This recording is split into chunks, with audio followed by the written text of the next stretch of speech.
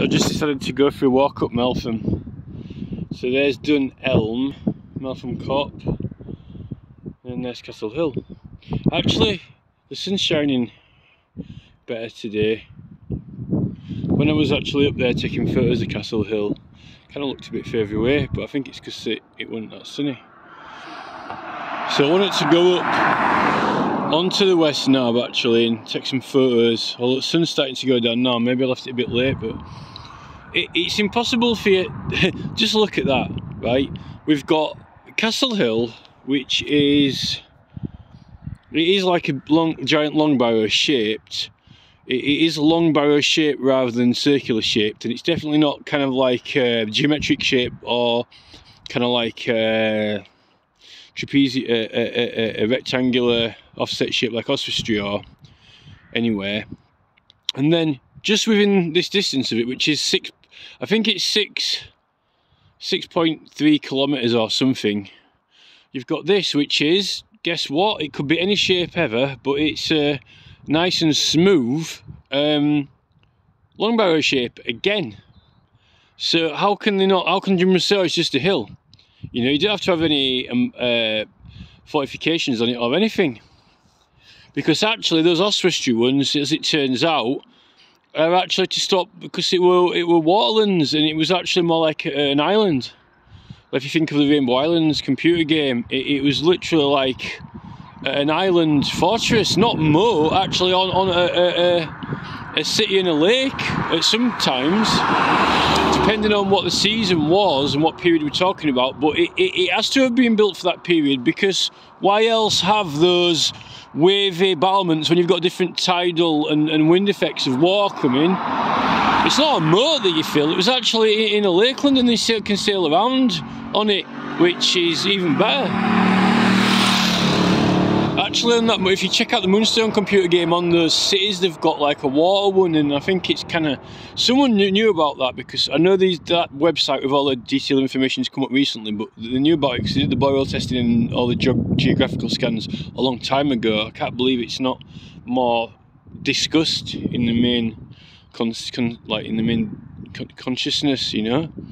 And actually, that other hill that is in Waterloo, and it shows exactly where on that ancient floodlands map, it goes exactly to it. It's almost like a corridor of water, wider than a river, actually going to it and around it. So that would be just like Oswestry, and it's the exact shape.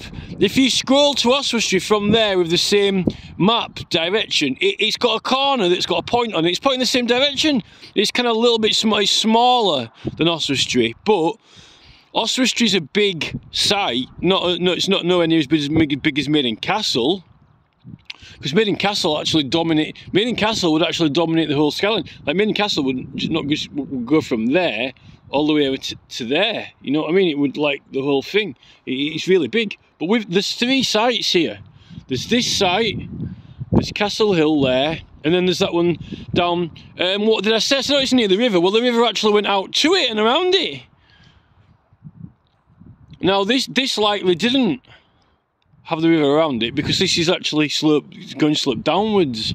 So, and Castle as well, but the one in Waterloo, it definitely must have done, because it's on the map. And it's quite a new website, that. It's actually new information that's on there. It's pretty detailed. Hi.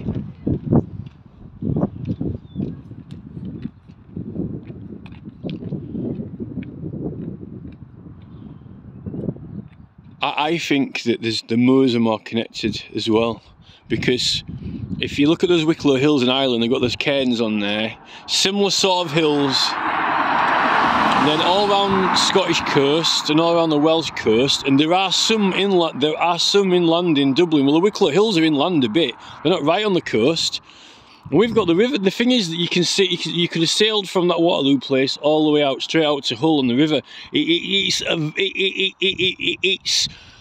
It's reminiscent of, or it's illustrative of the setup of Knowth and Newgrange, because they're next to the river, and although the river's not at the coast, it goes there. It's a significant river that goes, you know, all the way through Drogheda and out to the sea.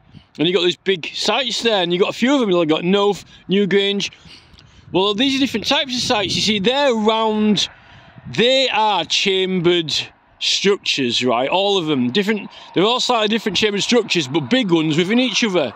Now, what are these? These are long barrows, very big long barrows. I mean, and the long barrows have specific uses, right? You've got ones that actually have a burial in them, and you can, it's smallish, but there's no chamber on it. So why not have a long barrow that's just a long barrow that's no chamber, and then you can have a long barrow that does have a chamber, like West Kennet and Stone and Littleton, and then here, if it's the shape and structure of the hill that's symbolic, then why not have one that's a big long barrow that you actually live on top of it, or do something on top of it, work on it, or whatever you're doing in that area. Because it's the shape of the structure that matters, particularly with the smaller long barrows. The smaller long barrows are clearly about the shape and symbolic meaning, as well as something buried in it.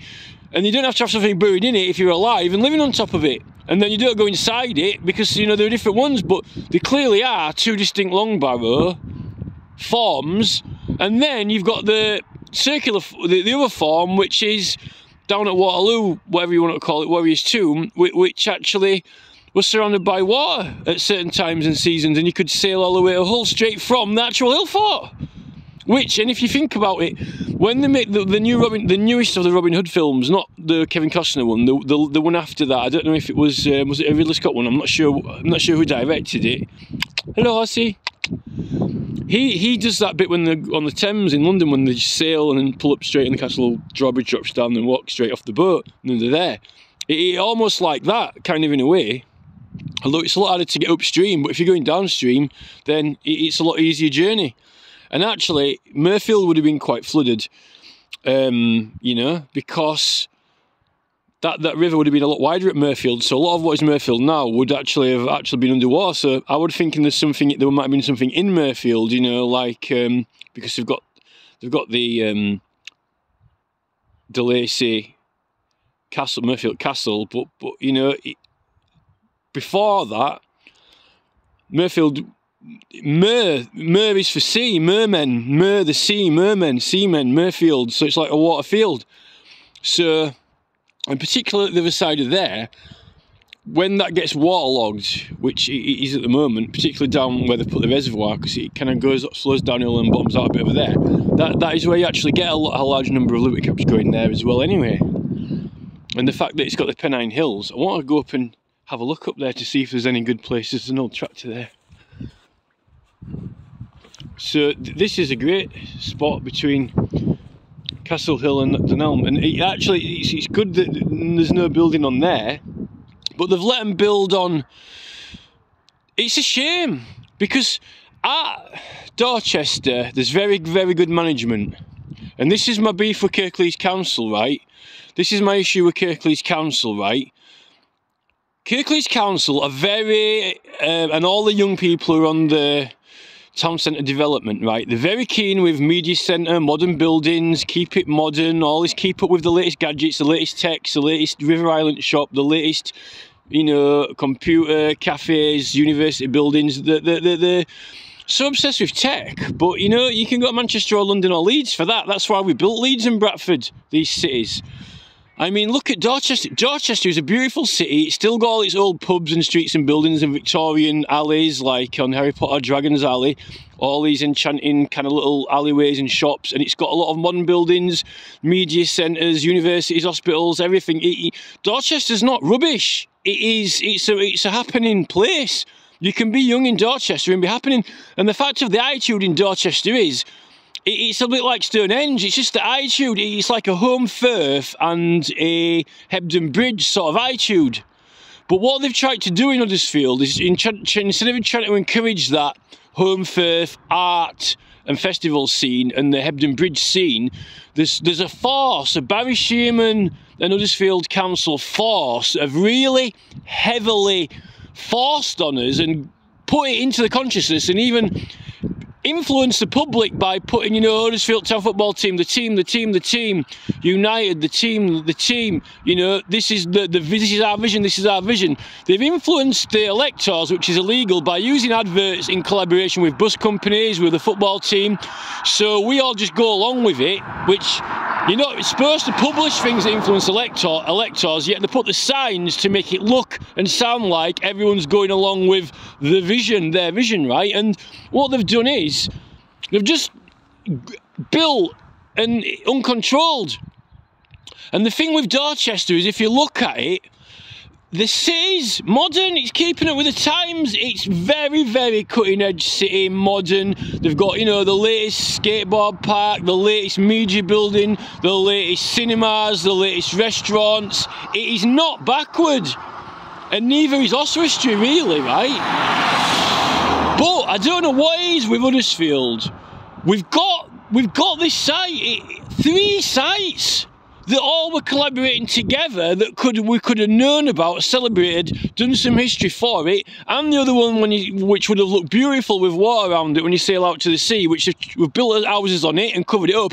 Not content with building houses on that, then they knocked down the public house, the free house on Castle Hill, put the tower up, and then they boot the pub off, and the tower's locked all the time, so it's the last celebration of freedom you could think of. I don't know why everyone's so obsessed with worshipping the tower. It ain't even that old. It's only, you know, it was at the turn of the century, you know, end of Victoria period. Anyway, it's not as if it's some Arthurian legend or something. The actual hill is.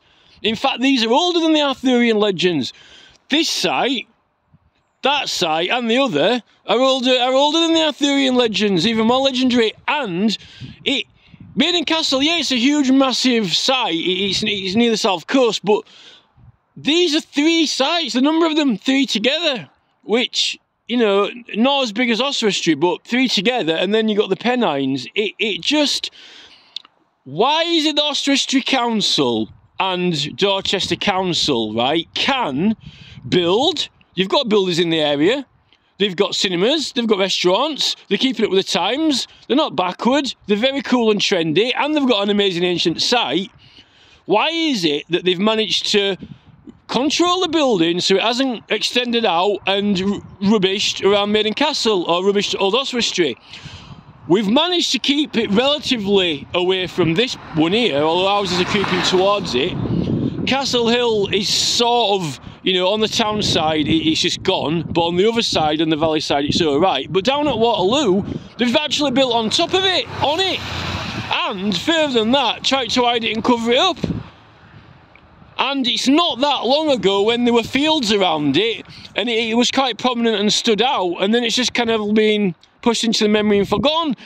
Now that's the site, well, that is very, very, it points, the corner of it is an identical copy shape of Old Oswestry, pointing in the same direction. It had water like it, round it, like Old Oswestry.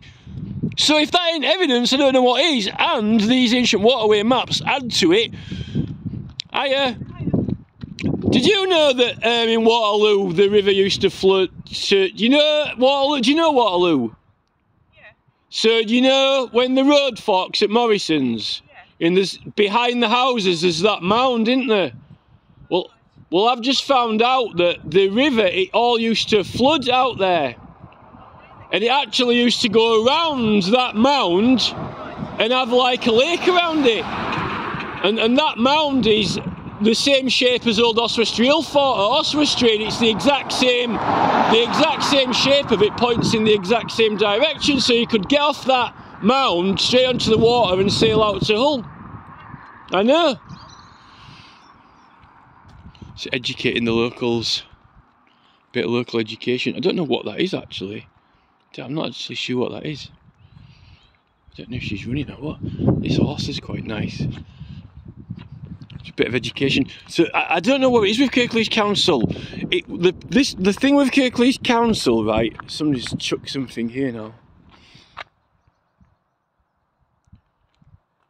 Bit of puddle. So the thing with Kirklees is, right, this in their head, right, is this not already an amazing area? if not with 3 sites local to each other, which is very, very unique, because even in Worthing, even though they've got Sisbury Ring and Shanktonbury Ring hill forts, which are within the same distance, you see, the distance from that fort to this hill is exactly double what it is from there to the one at Waterloo. If you measure it, the distance from there to Waterloo, from there to here is exactly double that, right? So that's another measurement significant if you start watching Howard Crowhurst megalithomania. So if you're proud of this area, and if you love this area as much as what Dorchester do and what Oswestry do of their areas, why would you want to build on it? I don't know why you'd want to, when you've already built on the other one completely with houses and written it off. And the claim of, oh, we're doing it for the people, we put some working class houses on there to make them feel better, but they can't see anything because they block the view off. It's like, oh, these people have got up in the world a bit, but, you know, they can't really see what's going on. It's almost like saying they've got some sort of status and elevation, but they can't quite see what's happening. Do you know what I mean? Which is, it's a form of undermining, really. Kirklees, the spread. Why is it Oswestry can keep up with the times, but it hasn't spread too far? With Huddersfield, I don't know what it is with Kirklees Council, right? It's this sort of... with Kirklees Council, some tax-exempt plates. I don't know what it is with Kirklees Council. It's always, oh, it's gonna be. We're gonna be the best town if we just can get this media centre built. We're gonna be the best town if we can do this, if we can do that. If we can write off one of the sites, and if we can write off the second site, and then completely ignore the relevance of the third site. With Kirklees Council, we're always good. If we can do this or that, we're always gonna be. It's not like, oh, we are amazing, and that's the problem. With Dorchester, it's like, you know, this is awesome, why ruin it? You know, and the same with Oswestry, this is awesome, why ruin it? You know what I mean? So, you know, there are certain people who just like playing around with things. They just like, oh, I like designing buildings, you know, I like play around with some buildings. Right, well, don't play around with them here. Because if you like playing around with buildings, you're always going to be playing around with buildings, and you're always going to be thinking of ideas for building, and that means that if you get anywhere near a council or strategic development team, all you're going to be doing for the rest of your life is playing around with buildings. You ain't going to stop, because that's what you like to do, play around with buildings. It's like when we moved into our house. There was nothing wrong with it, it was great. Although there was nothing wrong with his old house. I liked where we were. We had a park up the road. I loved going to the park and climbing the trees. I remembered every single one of those trees, and we named them all. Right? That's my memories of who I am when I was little, and then bang, they built a people's home on it. He's not there anymore. Although my dad, you know, progressed in life and we moved to a bigger house. But it was beautiful when we got there. Nothing needed, he didn't need tinkering with. But then now he's still tinkering with it. He just can't stop. It's like boredom. It's like mowing a lawn. It's like you can't stop mowing it. Like you mow it and mow it and mow it and mow it all the time. You can't stop. Now it's all right keeping it mown, but then if you're not content with just mowing it and having it neat, then you need to do something else. And I think that's what Kirklees Council are like. They just don't know when to stop, and it's like eating donuts. They're just the next design of the donut, and then the next design of the donut, then the next design of the donut, on and on. I don't see Dorchester having that problem, and I don't see a problem with the place. It's not falling behind. Dorchester's not falling behind the times, and neither is Oswestry. And I don't think we're falling behind the times. If there was something wrong with the town, then they didn't design it right in the first place, and now they're always trying to, oh no, it's going to be better, it's going to be better, it's going to be better. But it's not only money, but just we know what's coming. Bradford and Leeds are coming this way at an accelerated rate. And we're going to be swallowed up by Bradford and Leeds if we just don't make a stand. I don't know what's wrong with that development team. Can they not develop somewhere else? Or we need to put a boundary, we need to get a boundary from town. So we need to get a boundary from the town centre, right, where they just, and I'm not even, it's not even people with big houses or posh houses.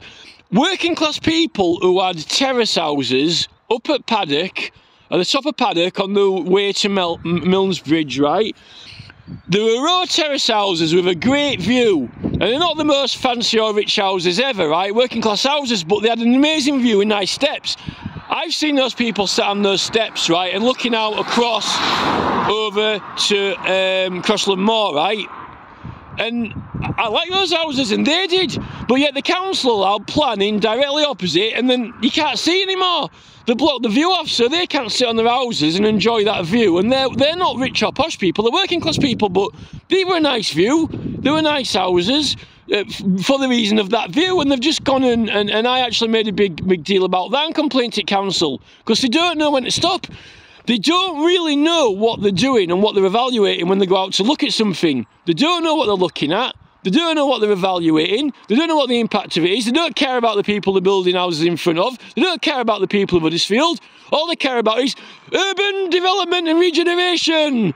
It's like, but you're ruining people's actual life and the way of life they are. Now, if they hadn't have been trying to pack in between everywhere, chock-a-block as much as they can, then they wouldn't be ruining everyone's views, and they wouldn't be making it into somewhere that was urban that didn't have a view. Because if you look at those maps before, everywhere did have a view and was decent. It's their obsession with continually packing everything in. We must have 3 times as many builders here than what they've got in Dorchester and Oswestry, right? And Kirklees Council want to give them all business. And they're giving them awards. Darren Smith Builders in Mayfield.